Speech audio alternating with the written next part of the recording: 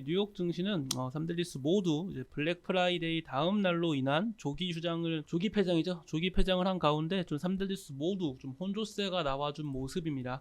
다우는 좀 올랐고요. 나스닥은 좀 하락하였고 S&P 500 역시 좀 혼조세가 이어지다가 하락 마감한 모습 이어진 가운데 일단 유럽 중앙은행 ECB죠. ECB의 의사록이 다소 좀 매파적인 발언이라고 좀 해석이 되면서 유로화에 좀 반등이 나온 가운데 이제 12월 FOMC 회의를 좀 주시하는 모습입니다. 자, 그리고 이제는 블랙 프라이데이 온라인 쇼핑몰 매출이 좀 역대급이라는 좀 긍정적인 얘기가 나왔어요. 그래서 역대급으로 좀 매출이 나왔다는 것 자체가 좀 소비 실적, 그쵸? 소비 심리가 좀 많이 살아난 것이다 이렇게 볼 수도 있긴 하지만 반대로 보는 쪽에서는 또 물가 상승률을 고려한다면은 그렇게 높은 수치는 아니다 이러한 발언도 존재한다는 거 좀 기억하시길 바랄게요. 윤석열 대통령이 이제 28일 오늘이죠. 우주경제 로드맵 발표한다. 우주항공청 추진단 출범 뭐 이런 식으로 좀 이제 우주항공 쪽으로 좀 밀어주려는 모습이 나와주고 있습니다. 일단 그에 따른 장초반 좀 강세가 나와주고 있는 모습인데 일단 이렇게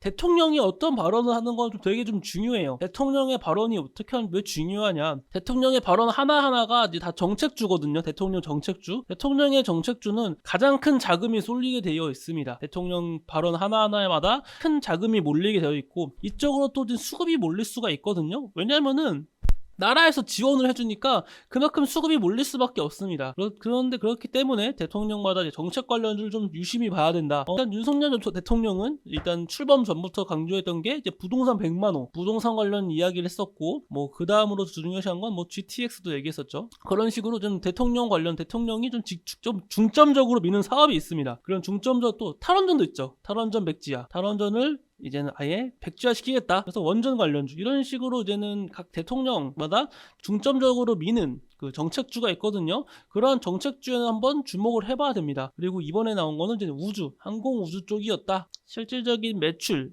자체가 좀 저조한 것이 메타버스 관련주긴 하지만 이 메타버스를 가지고 약간 좀 갑론을박이 있어요. 제가 이걸 마지막으로 오늘 아침 방송 마치겠습니다. 메타버스가 완전 허상이다. 허상 및 허구.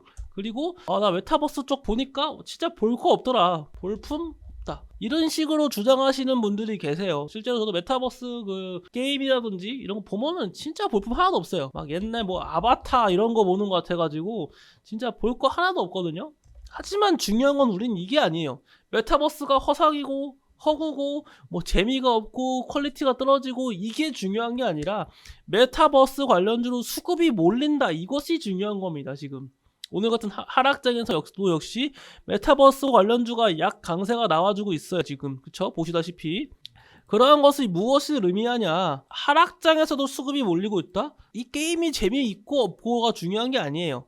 미래 가치성이 정말 있고 없고가 중요한 게 아니라 수급이 몰리면서 앞으로 강세가 한 번 더 나와줄 수가 있다. 이 점이 중요한 겁니다. 우리는 메타버스 할 거 아니잖아요. 게임 뭐 정말 뭐 메타버스에서 뭐 가상현실에서 뭐 할 거 아니잖아요. 물론 하실 분도 계실 수 있겠지만 우리는 그냥 수급이 몰리고 이쪽으로 자금이 쏠리는 것에 대한 우리도 투자하면 되는 것 뿐이에요. 그쪽으로.